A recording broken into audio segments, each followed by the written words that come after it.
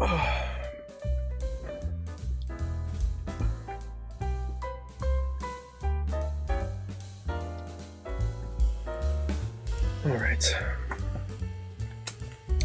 Let's see. What are we recording today? Another short with the cactus? Huh. Well, they're gonna be happy about this, if they're still playing that campaign.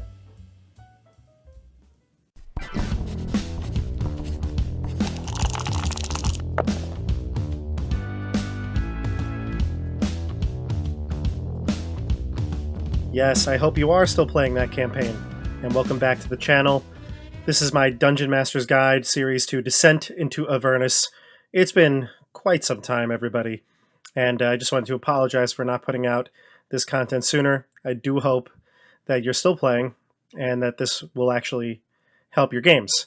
I know that we got through the Avernus summary chapter, which is good. I think probably got a lot of people through things, but I want to go through each individual encounter, just like I did with the rest of the book, and really finish up this series, give you my final thoughts. It's been too long. So again, we're going to jump in today with Fort Knucklebone, which is really the starting point here in Chapter 3 in Avernus, so I hope you enjoy it. Fort Knucklebone is the home to Mad Maggie, a hag who has made a deal with Zariel to rule over the other warlords of Avernus. This is her junkyard stronghold where she operates out of. She has a whole team with her. In fact, there's quite a few individuals located here at the junkyard. The poster map of Avernus doesn't contain the junkyard. In fact, Fort Knucklebone is not even mentioned. It says here in the book that the map cartographer never found or visited this location, so I placed it right here next to what I saw was a picture of Lucille, the general of Zariel's troops, but you could place it anywhere. This is actually really close to Harriman's Hill, which is another place that, according to the book, that your characters should travel to pretty early on, although if you saw my other video on the overview of Avernus, that could actually be done at any time. In fact, most of the encounters here can be done at any time. And regarding the map locations are not exact. Nothing is to scale. In fact, it even says in the book that basically everything on the map could just be taken to your own interpretation. The cartographer was going mad as he drew this map, and on top of it, Avernus changes all the time, so there's really no reason to trust it, which is one of the problems that I discussed in my other video. Now, Lulu believes that the Kenku from the visions that she had reside in this fort and may be able to help her, which is true. The main feature of the fort is this hand-shaped hill, between the fingers of which are caves that where Maggie oversees repairs to several of her infernal war machines. There's a ramshackle gatehouse that a redcap guards to make sure that no intruders come in. It's 15 foot high and 20 foot wide. Within the rampart, there are hovels made of junk and scrap metal. Most of these areas are empty, except for a few cots, since only the Kenku require food, drink, and sleep. Basically, this is a place for Mad Maggie's gang if they need privacy. Once you pass this area, you can head into the fort proper. See, I think one of the biggest misconceptions about the Descent into Avernus campaign is that you're basically in hell, and the concept of hell, or the way that we see it, is a bit different than the hell that are the 9 hells in the Forgotten Realms. It's one of the bigger criticisms of the book that this kind of just feels like any other Forgotten Realms setting with fire and brimstone in the background. And I will agree, it kind of does feel that way in some cases. Like, the first place you go in Avernus is actually a friendly place, where it's mostly social encounters and really very little opportunity for combat. But if you're thinking about getting your characters into some combat, there's actually some fun, light consequence sort of combats that they can get into here, along with a bunch of other hijinks. The book actually has a scale system to rate these social encounters. I will say that they're not really that complex like the book suggests. There are a few basic entities here at the junkyard. You've got Maggie, you have her golem Mickey, you've got the Kenku, Chukka and Clunk, and you've got a bunch of redcaps and madcaps. If you don't know what they are, redcaps are basically fey creatures like gnomes. They wear the distinguished red hat, except madcaps have been bathing in demon ichor, so they've gone a bit crazy. You also have a flame skull named Barnabas, who will be somewhat friendly towards the PCs. We'll discuss each of these groups and what social encounters may come up. Oh, and another slight problem, there's no map for this. Yeah, I don't know why they wouldn't create a map of Fort Knucklebone. It seems like it'd be a perfect place to have a map. It would be nice to see what the dimensions of the fort are, to see some of the distinct locations. They just don't give it to you. The red caps will let anybody in through the gates as long as they don't seem like they're a threat, and your PCs probably don't at this point. In fact, they shout down at them, calling them idiots and telling them to get inside. Once they get inside the fort, then they'll meet the Kenku first. Chukka and Clonk are two Kenku who immediately recognize Lulu. Before the characters can act, Clonk squawks at them. Now, if you've never run Kenku before, they can be quite tricky to run as an NPC. Kenku use a mimicry ability to talk rather than speaking in their own unique voice, and that can be challenging. They can perfectly copy anything they've heard before, so in reality, most phrases and sentences they probably have something for, and they can recall them really quickly. In this case, they give you some of the lines for the Kenku, but once you go off script, it's going to be pretty hard, so you can have some sort of a list of things that you might anticipate the players ask you, and then you can have some prepared responses. Again, they should be short clips and snippets of things they've heard pieced together. It should almost sound like different people's voices all combined into one. I think I want something from you. Can you talk? XM satellite radio. Digital cable brings you. Broadcasting system. You talk through the radio? Actually, you do. You're wonderful. You're wonderful. So, what was that last night? What was that? Message from Starfleet. Wrote the inanimate vastness of space. Down like visitors from heaven, hallelujah. Visitors from heaven. What are you, like an alien or something?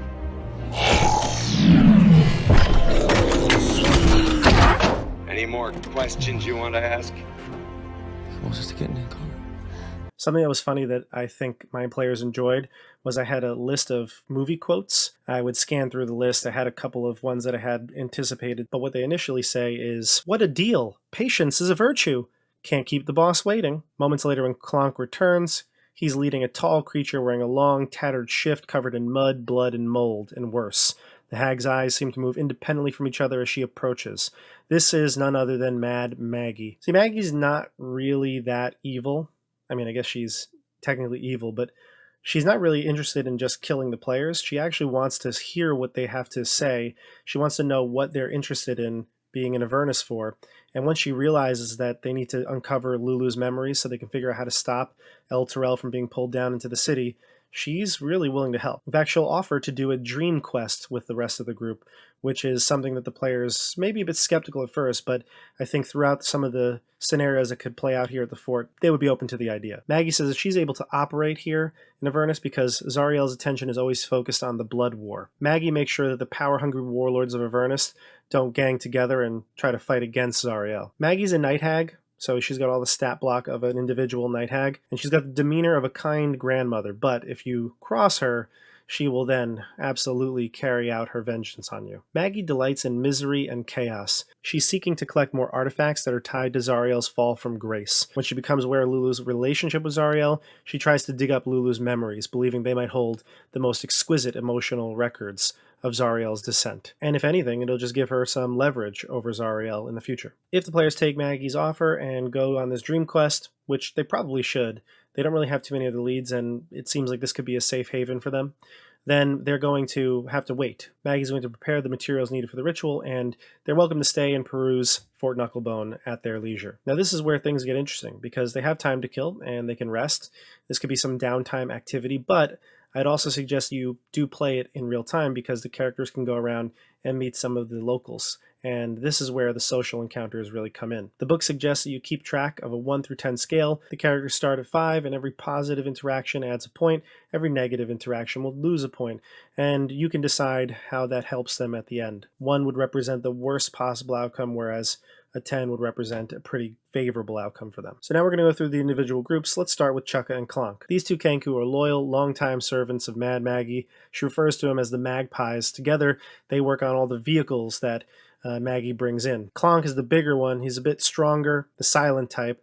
Chukka is animated and irritable. Chukka and Clonk actually have some pretty dang awesome weapons. Chukka wields a silvered pike, which has a +2 to hit and a reach of 10 feet. It deals a d10 piercing damage when it does hit. Clonk has a Hellfire Warhammer, which is also a +2 weapon and deals 1d8 bludgeoning damage on a hit, 1d10 if you use 2 hands. The Hellfire Weapons also shed a dim light within 5-foot radius, and any humanoid killed by an attack with this weapon has its soul funneled into the river Styx, where it's reborn instantly as a Lemure Devil. This might or might not be something your players are interested in, but if they wanted to trade for or take it, then these are options for them.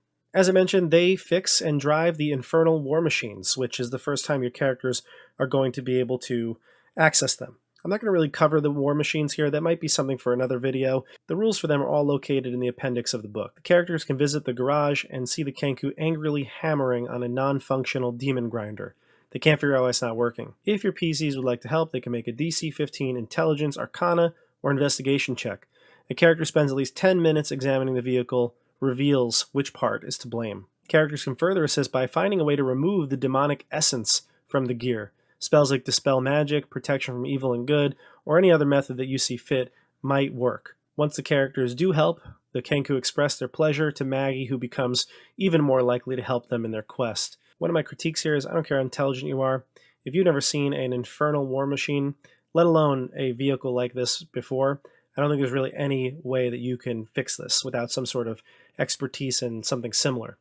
I did allow for a person who had tinkerer's tools to be able to work on the machine, but that was it. It was a real hard limit. Nobody else could aid or give them any sort of help with it. Next up is Mickey. Mickey's a flesh golem. He was created by Maggie, and he's comprised of fiendish body parts scavenged from the battlefields of Avernus. He's actually a kind, sweet, dumb brute who follows Maggie's orders.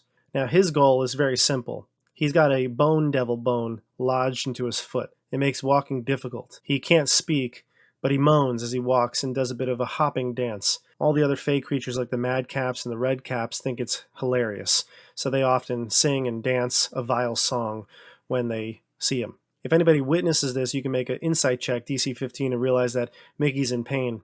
You can attempt to remove the bone from him without permanently inhibiting Mickey's stride, and you need to make a successful DC 15 medicine check to remove the bone.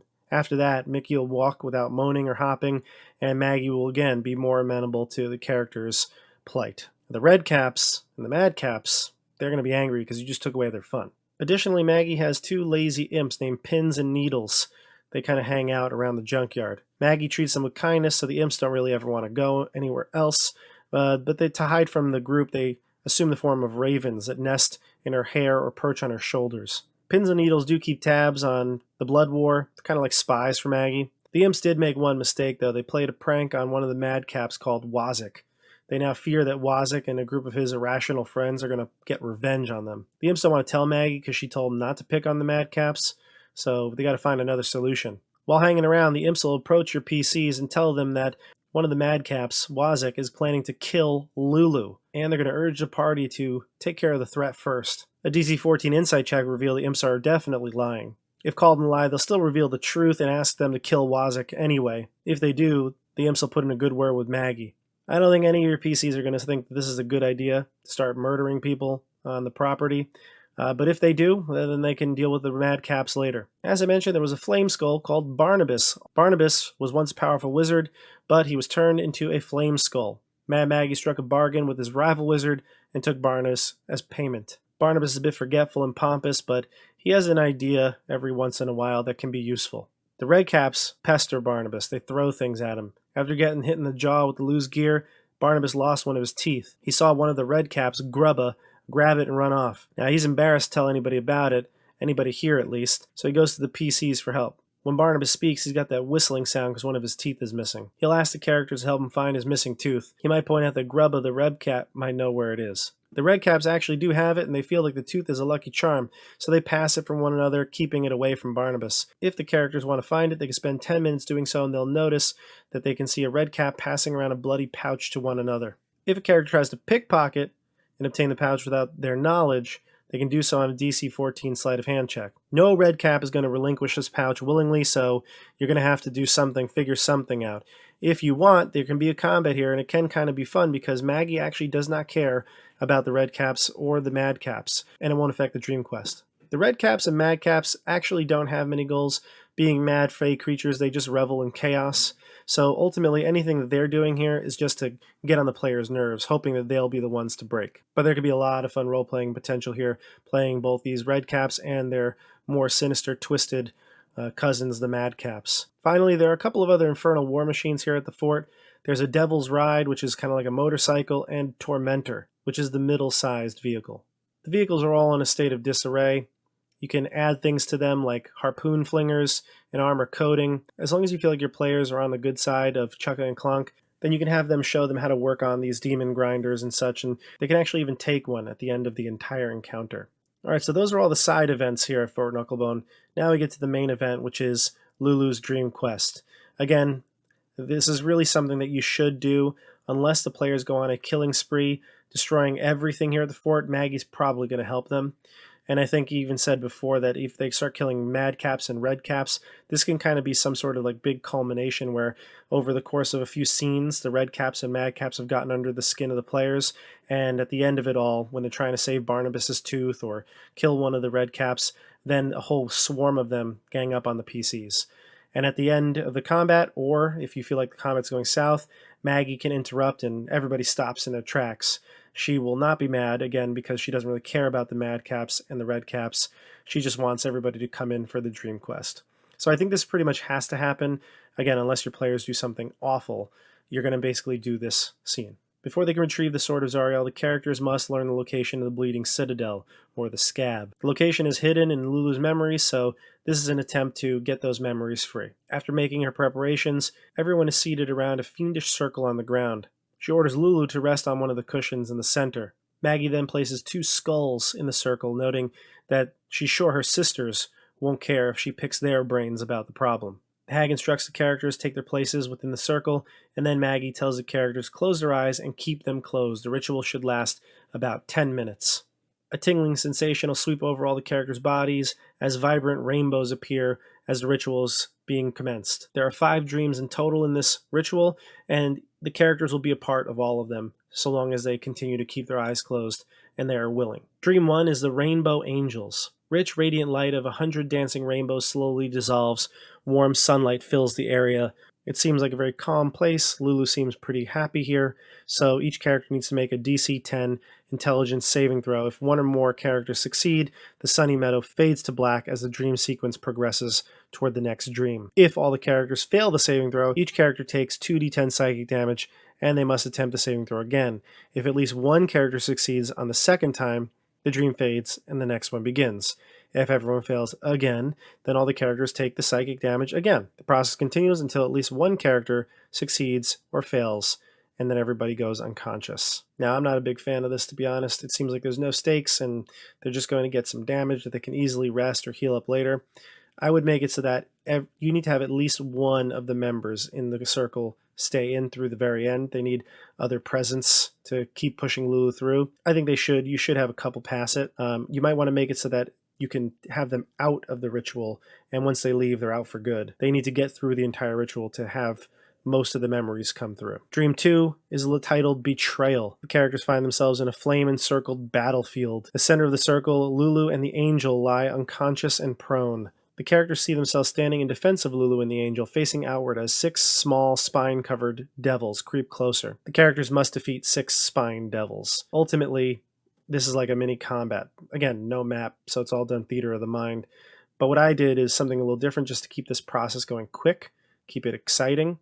Just have them all make an attack roll. If they hit a Spine Devil's AC, which is 13, then it's a success. They can attack with whatever type of attack they want, magic, weapon, spell, doesn't matter. And then they pass on to the next challenge. If they fail and you want to give them some sort of consequence, you can have them take the damage of a tail spine attack. It's 1d4 plus 2 piercing damage plus 1d6 fire damage. Dream 3 is the Devil Deal. Characters are awoken into consciousness and the landscape is filled with thick black smoke. There are small spine devils that seem like they're the ones that survived the previous dream, kneeling before you and offer to serve you if you spare their lives. If you accept the devil's deals, then they take to the sky and fly away. The devils will return again to help in the next dream. Otherwise, the devils fade away into nothingness and don't appear later on. Once the characters make their choice, the dream ends and fades to black. This one just seems like more of a role-playing aspect of it. Dream 4, Desolation. They wander a vast, barren landscape of utter devastation. Black sludge rises rapidly out of the ground, grips your feet tightly, and overwhelms you with a horrible sense of loss. Maggie's voice says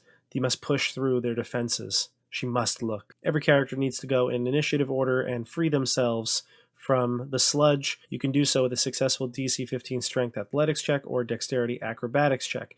If at least one character accepted the devil's terms in the previous dream, those spine devils will swoop down and pull the character free, granting them advantage on their ability check. If a character does get free, They can help another friend in the next turn, but if you fail another check after the first, the character takes 4d10 psychic damage as a sense of horrible loss intensifies. Once all the characters are out or pass out, they continue on with the dream sequence. I would say that if a character were to pass out, then they're out of the dream sequence and you've gotten to Dream 4, one short of the final destination. Dream 5 is Revelation, and here is where you do find out where the scab is located. Lulu rests on a black cushion at the center of an inky void. She's unconscious and alone. A beam of brilliant white light shines down upon her. Next to Lulu, a large, gleaming brass spyglass rests atop an ornately carved tripod.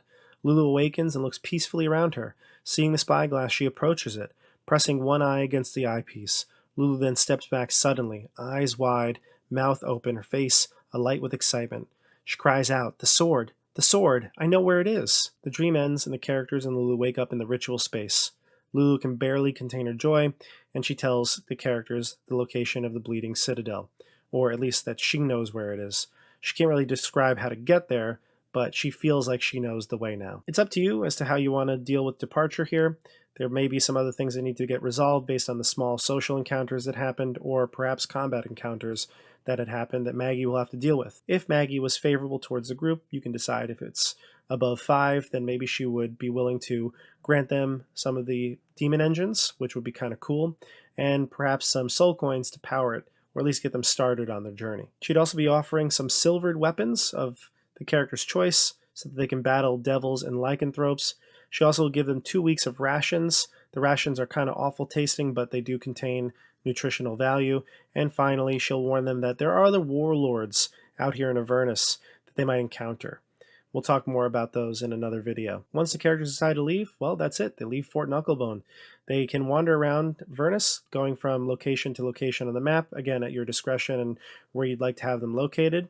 I always said that I don't see this as a description of location, but rather time it would take to get there. So further away places on the map would take longer, perhaps have more on-the-road encounters that way, and vice versa. If it's a shorter trip, then they don't need to worry about too many random encounters on the road. All right, so that's it for Fort Knucklebone. Stay tuned for the next video as we jump into Harmon's Hill. I'm going to actually be going just in order of the book here. Again, if you're looking for a way to structure the Chapter 3 Avernus chapter, then take a look at my Organizing Avernus video. All right, everybody. See you on the tabletop.